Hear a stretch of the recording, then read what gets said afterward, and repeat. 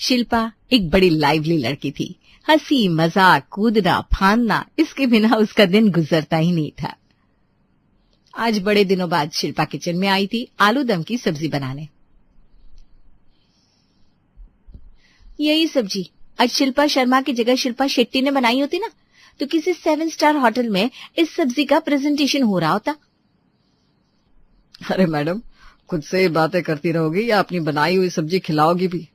तुमने मम्मी को भी किचन में जाने से मना कर दिया। अब हमें तो खाना दे दो जरा, बड़ी भूख लग रही है मुझे।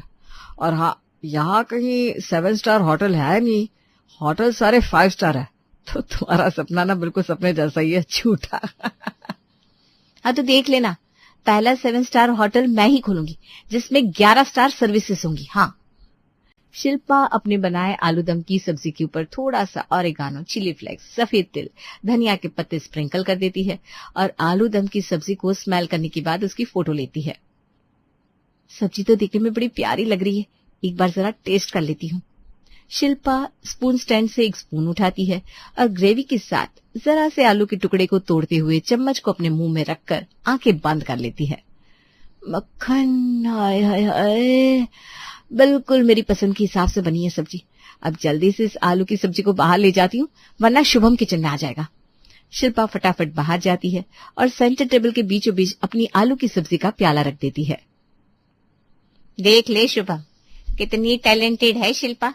अब तुझे भी खाना बनाना सीखना पड़ेगा। कल को तेरी बीवी आएगी तो उसे भी तो हेल्प करने के लिए कोई होना चाहिए ना। सूरत पर ही फिदा हो जाओगी मम्मी, या फिर टेस्ट भी करोगी? मुझे तो लगता नहीं कि ये सब्जी खाने लायक भी होगी। शुभम जैसे ही उस सब्जी को टेस्ट करता है उसका मुंह बन जाता है और दांत आपस में ऐसे चिपक जाते हैं मानो उसे दांत ही लगने वाली हो। छी छी छी छी, नमक मिर्च तो डाला करो बहना, इसमें तो मिर्ची है ही नहीं और नमक बिल्कुल ना के बराबर है। शुभम की ये बात सुनते ही शिल्पा अपना फोन निकालती है और उसमें नोट्स पर लिखना शुरू कर देती है। 1 रोटी मिर्च और ज्यादा नमक वाली। तुझे वैसे भी हर चीज में नमक कम ही लगता है, रुक जरा मुझे चखने दे। श्वेता सब्जी को टेस्ट करती है और उसे उसमें नमक जरा ज्यादा लगता है। मिर्ची तो पड़ेगी बेटा इसमें, पर नमक ना कुछ ज्यादा ही कर दिया तूने। नींबू निचोड़ दूंगी मैं, नहीं तो खटाई डाल दूंगी तो नमक बैलेंस हो जाएगा। शिल्पा फिर से अपना फोन निकालती है और उसमें सेकंड पॉइंट लिख देती है, 1 रोटी मिर्च के साथ बिना नमक वाली। पापा आप खाकर बताइए ना, आपको क्या 19-20 लग रहा है? मेरी बेटी ने सब्जी बना दी, इसके आगे मुझे क्या चाहिए? जैसा भी होगा मुझे पसंद ही आएगा बेटा। फिर भी तू कह रही है तो टेस्ट कर लेता हूँ। संतोष सब्जी को जैसे ही टेस्ट करता है कहता है, सब्जी में ना हल्की सी मिठास होती बेटा, तो जीभ को जो कमी महसूस हो रही है वो ना होती है। और कुछ क्रिस्पी भी साथ में होना चाहिए, पापड़ जैसा। बाकी सब्जी एक नंबर है। शिल्पा फिर से अपना फोन बाहर निकालती है और उसमें तीसरा पॉइंट लिखती है, 1 जरा चीनी वाली रोटी क्रिस्पी। तुझे चावल बनाना सिखाया है ना मैंने, जा शुभम जाकर चावल बना ले, सब्जी के साथ चावल खा लेंगे। बेचारी शिल्पा इतना काम करके थक गई है बेचारी। अब तो धीरे धीरे तुम दोनों ही रसोई का भार संभालो, क्योंकि शादी तो तुम दोनों को करनी नहीं और मुझसे अब इतना काम होने वाला नहीं। एक दिन बच्चे रसोई में जाते नहीं कि ये रसोई की कस्टडी दूसरे के हवाले करने पर आ जाती है। आप भी ना हद करती हैं श्वेता जी। कोई कहीं नहीं जाएगा और मेरी सब्जी को छूना भी नहीं। मम्मी ये सब्जी ऐसी रहेगी, बड़ी मेहनत से बनाई मैंने, इस सब्जी में छेड़छाड़ नहीं होगी। और शुभम तुम यहीं बैठे रहो, किचन में जाकर काम खराब करने की कोई जरूरत नहीं है। मैं जा रही हूँ सभी के लिए रोटियां बनाने। और सब्जी ऐसे ही पड़ी रहेगी? शिल्पा की नाक जरा चढ़ जाती है और वो सेंटर टेबल पर रखे अपने आलू की सब्जी के बाउल को वापस उठाकर किचन में चली जाती है और सभी के लिए अलग अलग तरह के पराठे बनाने के काम में लग जाती है। ये मिर्च और नमक वाला पराठा बिल्कुल नरम नरम शुभम के लिए। पराठे में नमक और मिर्च होगी तो शुभम को सब्जी में नमक और मिर्ची की कमी महसूस नहीं होगी। वाह शिल्पा रानी, सच में दिमाग तुम्हारा शिल्पा शेट्टी वाला ही है।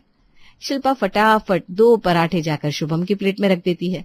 उसके बाद फिर से किचन में जाकर अपनी मम्मी के लिए बिना नमक वाला जरा से आमचूर और थोड़ी सी मिर्च का पराठा बनाना शुरू कर देती है। मम्मी जब इस मिर्च और खटाई वाले पराठे के साथ सब्जी खाएंगी तो उन्हें सब्जी में जो नमक ज्यादा लग रहा था वो पराठे के साथ बैलेंस हो जाएगा और जो मिर्च की कमी थी वो पराठे की मिर्च पूरी कर देगी। ये सही है। शिल्पा फटाफट रोटी बनाकर अपनी मम्मी की प्लेट में रख देती है।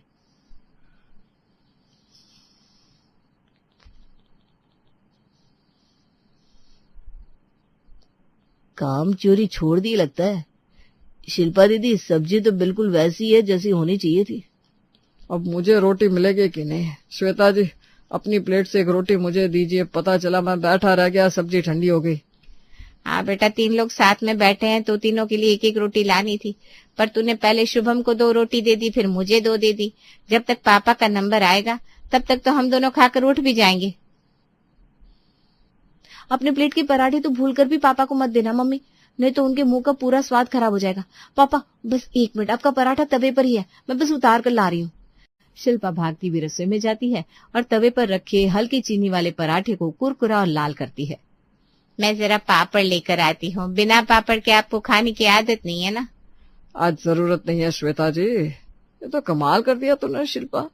ये पराठा इतना कुरकुरा है कि पापड़ की कमी महसूस ही नहीं हो रही, और जो मीठापन था वो बराबर आ गया सब्जी में। मीठा कहाँ है? सब्जी में तो मिर्च पड़ी है पापा। आपके मुंह का स्वाद खराब हो गया लगता है। सभी की बातों से श्वेता को साफ साफ समझ में आ रहा था कि हुआ क्या है। आखिरकार उसने अपने जीवन के 27 साल रसोई में जो दिए थे। कितना दिमाग लगाती है तू शिल्पा, सभी की रोटियां ही बदल दी। ऐसे तो यहाँ 200 लोग रहते तो 200 लोगों के हिसाब से रोटी बनाती। अरे यार मम्मी, एक तो मेहनत कर रही हूँ, उसमें भी आपको प्रॉब्लम हो रही है। आपको तो खुश होना चाहिए कि मैंने लंबा रास्ता चुना, शॉर्टकट नहीं अपनाया। मुझे खाना खाना जितना पसंद है उतना ही खिलाना भी पसंद है। किसी के मुंह का टेस्ट खराब हो मुझे अच्छा नहीं लगता। श्वेता अपनी बेटी की नादानी पर हल्का सा मुस्कुरा देती है। समय बीतता जाता है। 6 महीने बाद। ये तो क्या कर रही है बेटा, पागल हो गई है क्या? बाहर 7 लोग आए हैं, अब 7 लोगों के हिसाब से तू 7 तरह की चटनी बनाने जाएगी क्या? तू उस घर की बहू बनने जा रही है, कोई हलवाई नहीं। छोड़ ये सब। पर जैसे हम चारों में चारों के टेस्ट बड्स अलग है, वहां बाहर बैठे 7 लोगों के भी तो टेस्ट बड्स अलग होंगे ना मम्मी। पता चला किसी को समोसे में कुछ कम लगा, किसी को कुछ ज्यादा। ये सही तो नहीं है ना मम्मी। अरे तो ये उनकी प्रॉब्लम है बेटा, तेरी नहीं। अलग से जाकर नमक मिर्च और बाकी मसाले टेबल पर रख देंगे, जिसे जो लेना होगा अपने हिसाब से ले लेगा। इस तरह से तू अलग अलग चटनियां बनाती रही ना तो रसोई में रह जाएगी, और राहुल किसी और लड़की को देखकर उसे पसंद कर लेगा। शिल्पा का हाथ पकड़कर श्वेता उसे किचन से बाहर लेकर आती है। यहाँ राहुल की नजरें श्वेता को ढूंढ रही थी तो वहां शुभम की नियति को। तो मास्टर्स है क्या आपने? बहुत है, इतना पढ़ना बहुत है। मेरे हिसाब से तो लड़कियां सिर्फ आराम करने के लिए बनी होती है। मतलब तुम्हारी बहन हमारे घर पर आकर सिर्फ आराम करेगी? अरे नहीं नहीं, वो तो मैं शिल्पा दीदी को मजाक में आज से ही बोल देता हूँ, पर बहुत अच्छी है मेरी बहन। बड़ा काम करती है, बड़ी मेहनती है। 8 घंटे जॉब के बाद आजकल वो सभी के लिए रात का खाना भी बना रही है।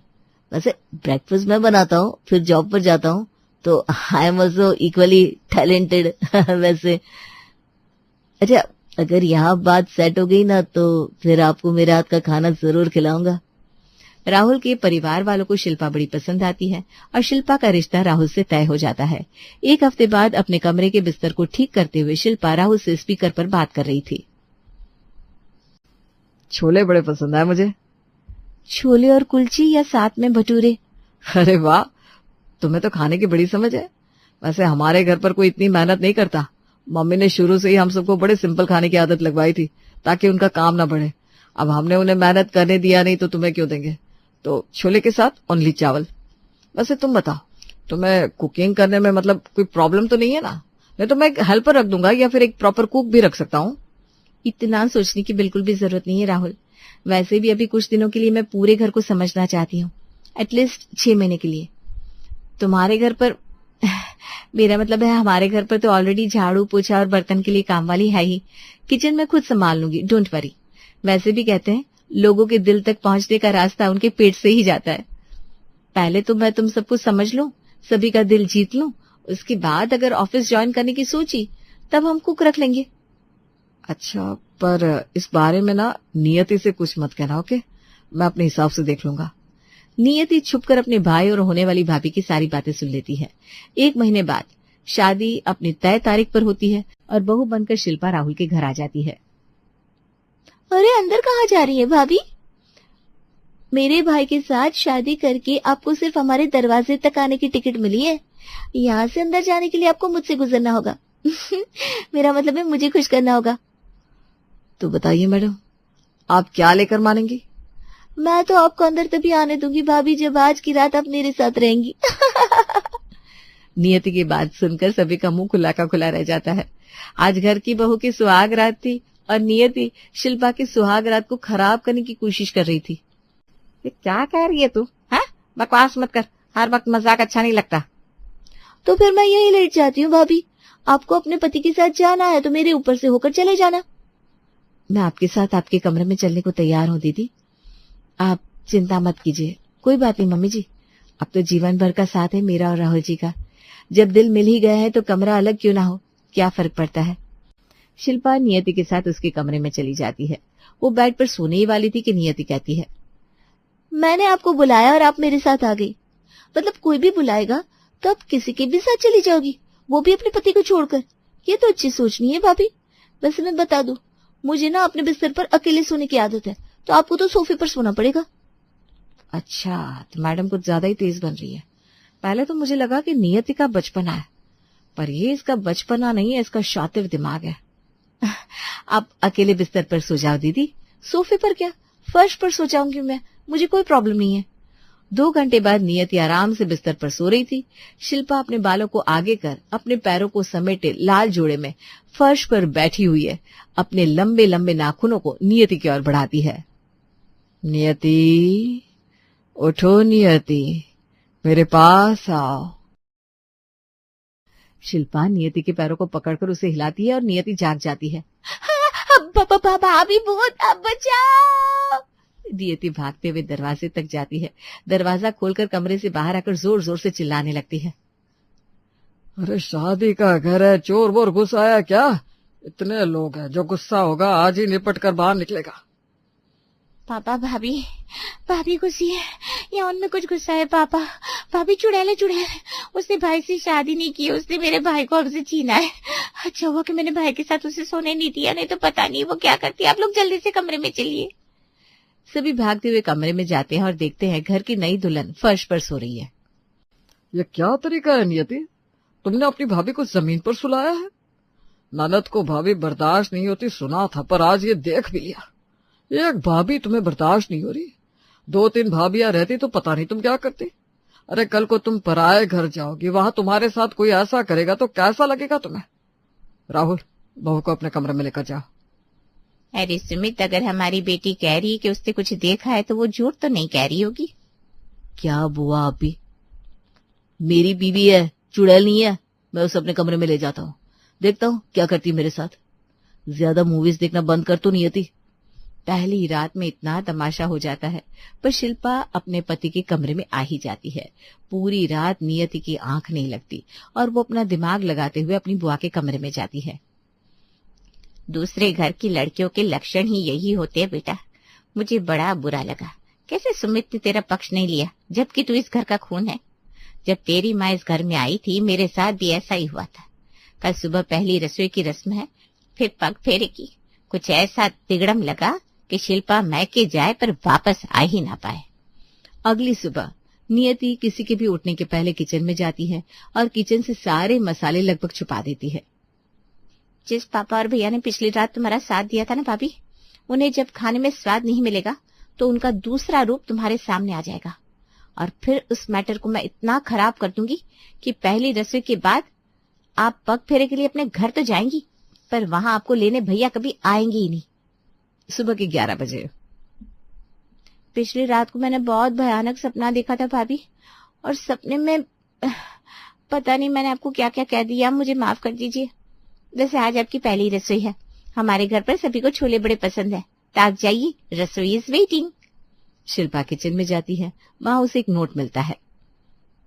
प्यारी भाभी, जो भी किचन में मौजूद है उसी से पहली रसोई बना लो, नहीं तो पिछली रात जैसे तुम में चुड़ैल आई थी वैसे आज मम्मी में आ जाएगी। मसाले दीदी ने छुपा दिए, कोई बात नहीं। जो कुछ भी मसाले मौजूद थे शिल्पा उसी से छोले तैयार कर लेती है। रसोई से कुकर की सीटी की आवाज सुनकर बुआ जी के साथ साथ नियति भी बड़ी बेताब हो रही थी। अब तक तो छोले बन जाने चाहिए थे ना बुआ? हाँ बन ही गए होंगे, जा जाकर देख। नियति फौरन किचन में जाती है और तैयार छोले के पतीले को अपने हाथ में उठा लेती है।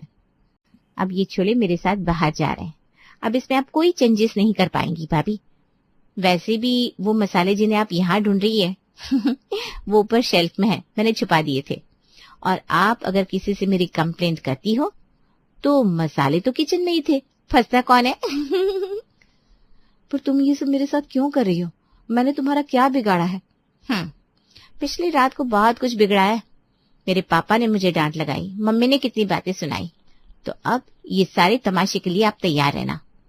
नियति तैयार छोले को बाहर डाइनिंग टेबल पर लाकर रख देती है और सभी को एक एक चम्मच पकड़ा देती है। रुक जाइए आप सब। क्या हुआ बेटा? अभी खाना पूरा तैयार नहीं हुआ, सिर्फ छोले ही बने हैं। छोले के साथ चावल तो बनने बाकी है ना मम्मी जी, और सिर्फ चावल से भी नहीं चलेगा, मैंने एक मीठा भी सोच रखा है। अब वो जो भी हो बहू, एक बार पहली रसोई से कुछ बाहर आ जाए तो वो दोबारा रसोई में नहीं जाता। ठीक है, मैं छोले यहाँ से नहीं लेकर जा रही हूँ, पर एक बार चावल और मीठा बन जाए उसके बाद ही आप सब टेस्टिंग शुरू कीजिएगा। इतना तो हो सकता है ना बुआ जी? शिल्पा फटाफट किचन में जाती है और 15-20 लोगों के लिए चावल उबालने के लिए चढ़ा देती है। ये तो अच्छा हुआ कि मैंने रात को ही राहुल से सभी के टेस्ट के बारे में पूछ लिया था। अब जिसे जैसा जैसा छोले पसंद है उस हिसाब से चावल में फ्लेवर्स मिला दूंगी, क्योंकि छोले में तो नमक चाय पत्ती के रंग के अलावा कुछ डाल ही नहीं पाई मैं। फ्लेवर आया भी होगा तो थोड़े बहुत टमाटर का। ये बहुत गलत किया दीदी ने मेरे साथ।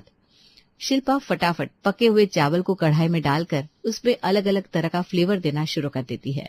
कहीं हरी मिर्च वाले चावल, तो कहीं हल्की सी मिठास वाले सुनहरे चावल, कहीं प्याज और लहसुन के तड़के वाले चावल, तो कहीं चटपटे अचारी फ्लेवर के चावल। और इस तरह 20 वैरायटी के चावल और हलवे के साथ शिल्पा डाइनिंग टेबल पर पहुंचती है। जिसे जैसा खाना पसंद था उसके सामने वैसे ही चावल के साथ प्लेन छोले परोस दिए जाते हैं। जब भी तेरे पापा जी और राहुल के हिसाब से छोले बनाती थी तो मुझे खुद के लिए छोले अलग से रखने पड़ते थे बेटा, क्योंकि मुझे इनके छोले में स्वाद नहीं आता था। पर आज तो तूने मेरे हिसाब से छोले बना दिए। ऐसे कैसे कह सकती हैं आप? छोले तो मेरे हिसाब से बने। अरे पापा, छोले मेरे हिसाब से बने हैं। इस तरह टेस्ट करने वाले हर आदमी को छोले उसके हिसाब से ही लगते हैं। नई बहू के हाथ की बड़ी तारीफ होती है और नियति और बुआ जी शिल्पा को बस देखती रह जाती हैं।